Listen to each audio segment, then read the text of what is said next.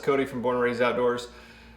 Today we're not in the woods, wishing we were, but we're doing a little e-scouting. So welcome to Born and Raised Outdoors. We're here to entertain, educate, inspire. We drop new videos every Monday at 4 p.m. It's about big game, whatever it is.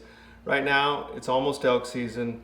We're in full focus on getting ready to shoot a bull with our bow. We're staying in the great state of Oregon this year. We've got some pretty special tags, and I want to kind of dive in on how we break down our e-scouting, and then we're going to take it a step further. E-scouting translates to boots on the ground. So we've got 5 tips, not 10, 5 tips. Access is going to be key. Private public land borders is going to be key. On number 3, with topography, we really are going to look for those benches, zone in for those areas where those elk are going to want to be bedded. Number 4, trees, types, and ages. For here in Oregon, we really focus in on the clear-cut side of life. And last but not least, kind of water sources. So let's dive on in.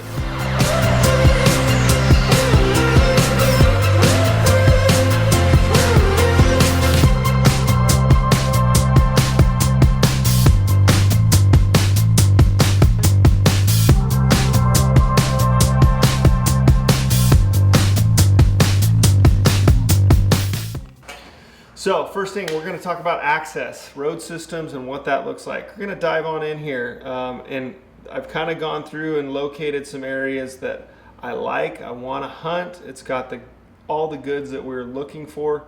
What do the road systems looks like? And mostly on this particular one is going to be locating gate locations where that private property, which allows access by foot during fire season, what that looks like. So first things first, we know right there in the center of the screen, Elk Creek. It's dynamite. Guys, just telling you, this isn't exactly where we're going. And hopefully it's not your spot, but this is one of those locations. If I had the tag, it looks good. It's got all the makings with a water, drainage, trees, benches, all of that in one sitting here. So how do we get here? Key here is going to see where the public access is coming from. On this particular, you can see, jump on in here on the 3D side of life, you can see there is a ridge system here. And this ridge system is where we're going to want to access this country. There's the focal point of it. It's got everything in the makings. Let's start diving in on access, and you can see once we track this thing all the way back out, this right here looks like where our access is going to start on this ridge top. And for me, this is one I like finding places. This is off the beaten path of what the country looks like, or as far off the beaten path of maybe not a gate, but we can get there close to public.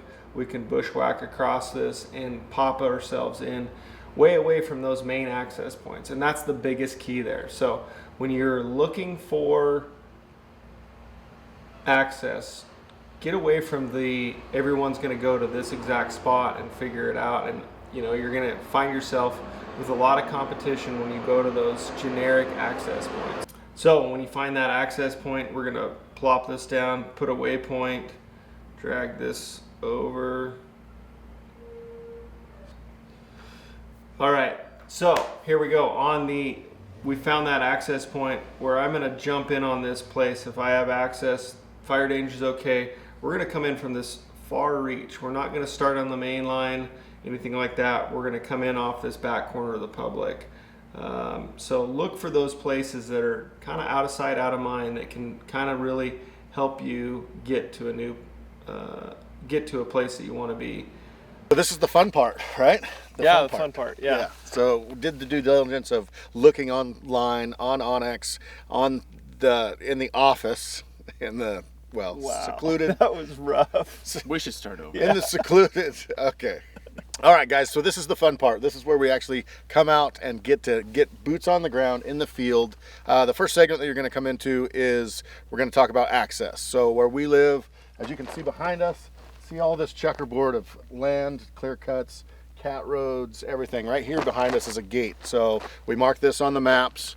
and we're just coming up and actually checking and verifying what we saw on the maps. Yeah, so the big thing, like I said, on tip number 1 is access points and road systems. For us, especially Roosevelt hunting, road systems are kind of key to figure out those main veins and how to get on those main lines and then access deeper in. So private timber company, they're gracious enough a lot of times to let us access when the fire danger is low enough. So we use these roads as trail systems, essentially, either hiking or walking in. Or biking. Or biking. So, you know, a big thing here is just verifying those gates, what we saw on Onyx, where we marked that gate out, and using this as a starting point, a jump off point for where we're going to start hunting. And so, like they were saying, we're looking for actually gated roads rather than open roads. So then it's kind of backwards thinking initially, like it's less access to drive, but it's more access if we put in that harder work to be able to find maybe some honey holes. So this is access.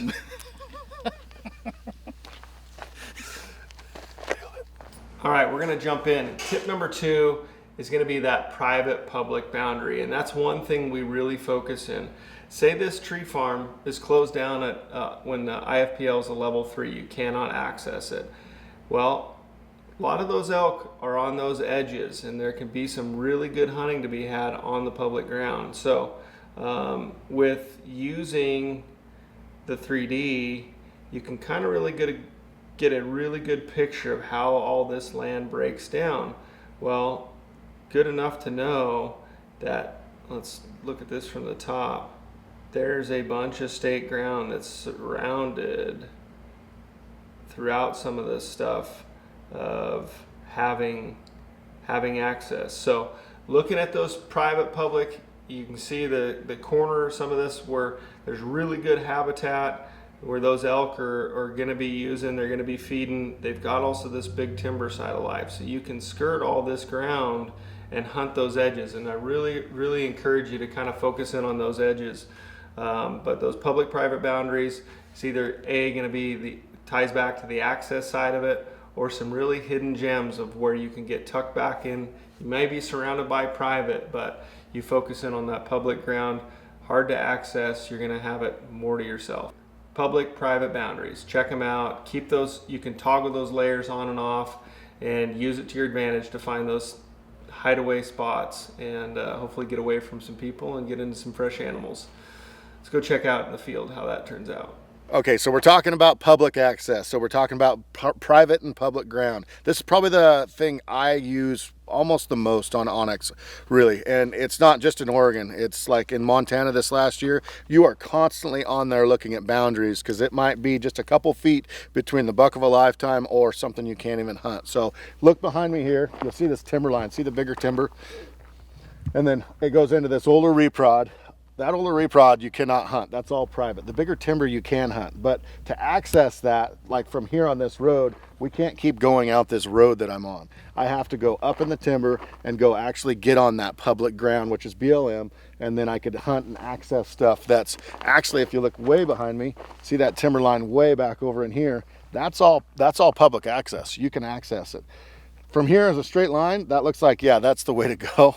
And believe me, it is the way to go if you could, if you have permission. But if you don't, you have to jump on that public ground and actually get to it from a different angle. So knowing exactly where you are, because at any time someone comes up and says, hey, you're on my land, it's never a good scene at all. So know where you're at, use your maps. It's super easy. The lines are easily drawn, and yeah, stay on ground that you can hunt. All right, next up, what we're going to talk about is topography. And really the topography that we're going to pick apart and look at is going to be benches. And in this series is when I really switch over to the topo side of the visual instead of being in hybrid or satellite. I normally rock almost everything in hybrid just so I can see topography and what the satellite image is. This one's where I'm going to kind of focus in on that topography. I've picked an area that looks really good, and now I'm going to kind of dissect that area and really kind of figure out where I think these elk are going to be holding. So this particular place that looks really good to my eyes, this ground is all surrounded by just steep stuff. But on these little benches, what you look for, it's got that break of the topography. It's on a little creek drainage. It's off the creek, up half mid-mountain. These benches and knobs are things to focus in on. When we look at what the hybrid side of it looks like, you can see all this. There's big clear cut reprod, and then there's only one little unit in here. And I would see any of those elk in this are going to be looking at, across this creek in that basin. They've got clear cut to feed. They can drop down to that bench or to that finger and focus in over there. Going across this other side, this is some, I hate to say it, but juicy looking stuff that has all the potential. So it's really kind of harder to make out some of this topography. That's when you're going to switch over, jump on the topo side of it, and you can start to see when those lines are closer together, anything like that, that's where you're going to get the steeper stuff. This is going to be showing a finger with the knob, so there's good potential of bedding, in this north face into this bench stuff. There's a bunch of old cat road 2 tracks it looks like in here, so road density's not a terrible thing in this stuff. A lot of times those aren't vehicle accessible roads. If I had to put a bet that those elk come down, feed in this unit here, and they're going to go up on this ridge or on this bench part of the finger or on the backside on this north facing timber. So they're going to be cool. We've got water, kind of all the ingredients. So when you're looking for an area, find that tight topo, find those breaks in the topo, find that bench, and those little finger ridges. And those finger ridges tend to really be a good way to access it for calling, and also finding those elk. Those elk will do the same thing. They'll cruise those fingers with those benches down below them. So let's go check it out in the field. So the key, what we look for in topography are those benches. And this is one of those areas I picked out on Onyx while we were e-scouting. And this big basin, right in this upper basin, there's a big bench in here, and it was the transition between reprod and big timber. And as you look out this ridge, the whole thing is just a rolling bench off that edge. So this is one of those areas you kind of key in and on, like I said, just looking at all that topo. And when those lines get, you'll see a lot of times like a little finger knob coming out, and there's going to be a dip in the topography there. So those lines will get wider. That's going to show that dictation of how that ground flattens out from that steep ground. And any of those benches on the north face, it's definitely areas to key in at. So this is kind of nice to know when we've actually looked on it on the computer. Now out here in the field, you can see all this. This would definitely be a place that we're going to have to come check out during season. All right, next up we're going to talk about tip number 4. One thing that we really look for, especially in the e-scouting side of it, is looking at the trees. Not so much always on the terrain, but focusing trees, habitat, kind of zoning in on some of those key areas. So on this one, what I really like about this particular area that's caught my eye is you can see there's one small clear cut. This is like good open feed in around this area. It's surrounded by, looks like second growth timber, mostly all similar ages. You can see here in the bottom on the creek side of life that's an alder bottom, so you know that those are those cool drainages. But I really focus in on having some diversity here, where it's not all clear cuts and it's not all timber, but they've got a little bit of everything. And this one really, this drainage and basin really breaks that down. That clear cut's at one of those hot spots where you can go check, look for sign. And as we dive up here, and you can see once you get in this creek bottom, there's definitely some different tree types. And most of the time in these creek bottoms where you're going to find some of those hardwoods, and you'll find nice good bedding ground. And you can see that mix of the hardwoods with those conifers. And then another, jump across the creek. Over here on this side, you've got some younger trees in it with clear cut. If we jump out of this in 3D, you can really see the difference of what those images look like. We'll dive in. That's when you can really start to see and break this down. I've seen all this good hardwood, reprod, clear cuts. This is just a really good drainage to, how we would approach this is probably access on the top on this road system with the mountain bikes, poking down, calling off all these little fingers down into this, or preferably on this side of the creek where, you're going to get less pressure on this side and really dive in. Some of that thin timber, which I would guess this looks like it's 20 to 30-year-old type of reprod. You can get in and hunt that. It may look thick from the 3D aerial here, but it's definitely something to focus in. So look at those tree types, look at those new vegetation, clear cuts. And this is also one where if you're hunting, say Colorado, the burn layer would be a good one because it'll zone in on new growth. You can find, okay, that's a fire from 2 years ago. It's going to be loaded back. It's no different for here in Oregon, hunting the coast, clear cuts. They're going to be in there, they're going to feed, they're going to use that. So check out those trees, find some diversity, focus in on that habitat. Let's go check it out in the field. All right. Okay, guys, we got boots on the ground here. We've been doing our e-scouting, and now we're out here looking at the landscape.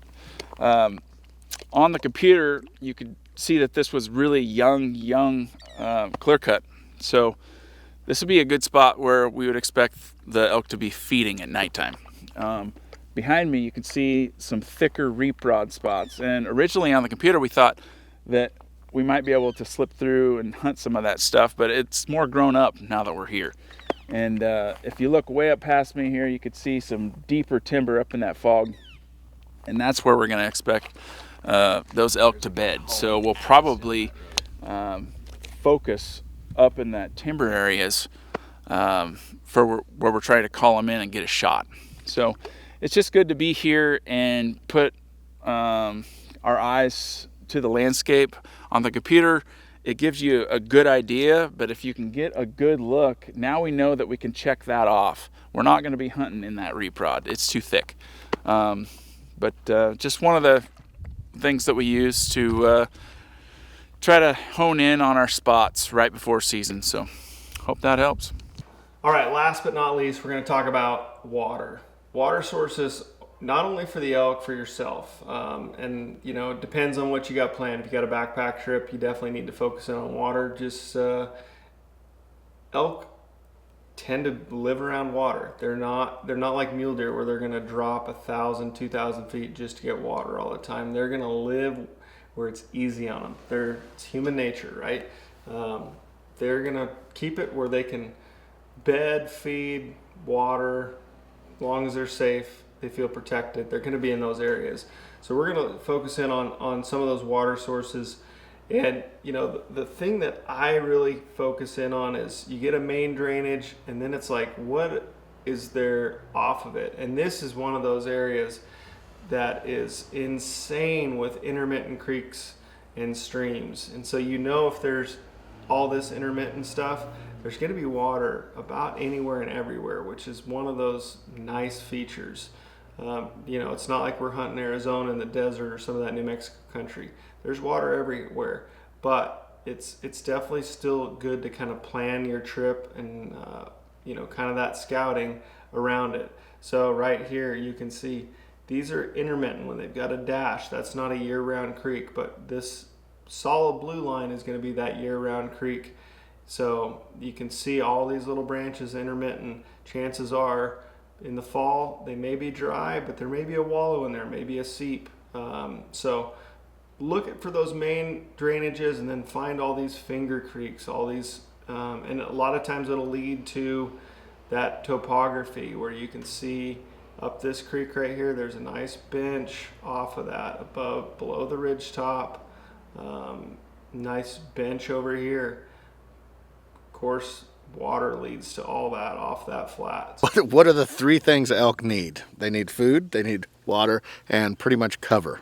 Don't have to have cover, but that does help. But so if you cover those bases of, okay, if I'm hunting near food or near water, this is not our optimal, this is like a lake, okay, optimal water source. Usually you were looking for some kind of a creek or a drainage with water in it, but elk will travel a long distance every single day to water sometimes. Roosevelt, not in the same as like Rockies. They'll travel for miles sometimes, but Roosevelt, usually they want to be near water at some point in the day, and that'll usually be at night when they go down to feed, but they don't go that far generally. So we're just looking for little seeps in the ground, and then from there, I mean, you're looking at wallows and stuff. Anything with water, especially in the rut time of the year, the time of season that you can hunt, is generally you're going to find elk sign around that. So, yeah, maybe not exactly a stale, nasty helicopter pond, but this was the water that we could find on this trip rather than driving clear down in the bottom of a canyon right now. So that's probably where we'll be hunting, but hey, we saw this, we wanted to come check it out, and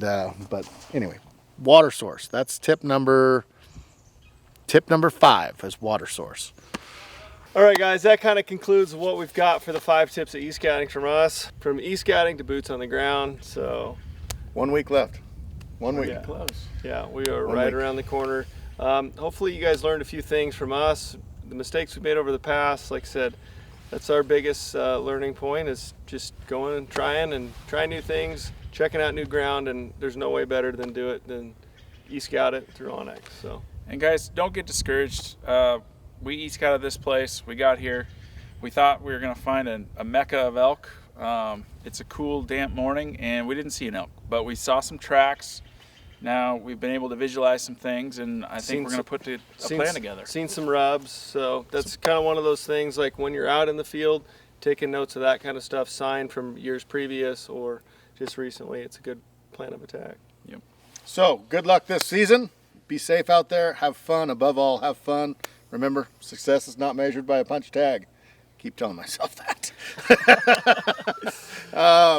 Promo codes, Cody. Yeah, so if you guys go to onxhunt.com and enter promo code BRO, it's going to save you guys, I think, 20%. So, Sweet. And we'd appreciate that too, because it helps us too, because they run those numbers and say, wow, you guys are actually really doing something. So that does help. so if you enjoy free content and you're an onX member, next time you go to renewal, go to onxhunt.com, BRO, promo code, save yourself some money. Good Yep. luck this year, guys. Good luck. The other thing that I want to touch on real quick, offline maps. So the cool thing here, you can basically make a new offline map while you're on your computer now.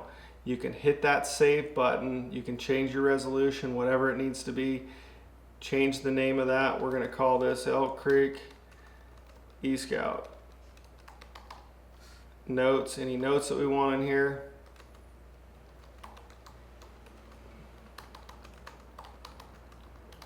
Vote of confidence. Gonna kill a bull here.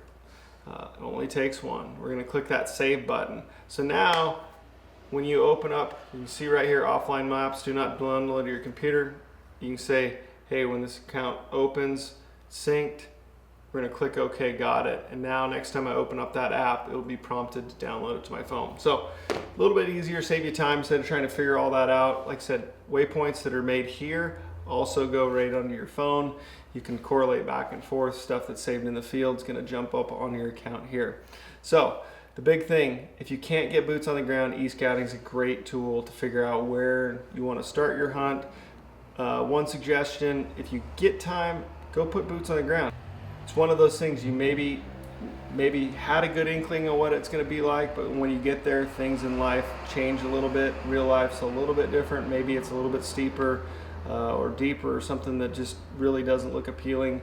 Might save you time before season. So hopefully you learned some tips in the field about what we look for when we're e-scouting, and good luck this fall. Follow along. We got Land of the Free 4.0 going to be filming here starting next week. I'm super excited. The coolest part about it, we get to stay to our roots in our home state for the month. We're going to be hunting the Oregon coast for some Roosevelts for the first couple of weeks with our buddy Matt Elliott and Troy that works with us. Trevor as well has got a tag, and then Steve and I drew a really good unit on the east side of the state. So we're going to go cashed in 21 points for it and go live out our dream over there for the remainder of the season. So that content's going to be dropping starting in early October. So we're we're excited to get it turned around and get it up for you guys. So good luck this fall. And if anything, if you haven't got Onyx, go to onyx.com, enter promo code BRO, save yourself some money. So yeah, hopefully good luck out there this fall. If you guys kill something, want to share a picture, go ahead and shoot us a text, 541-256-2457. Again, 541-256-2457. We'll get that picture, share it hopefully with the community here, and just super excited for the fall.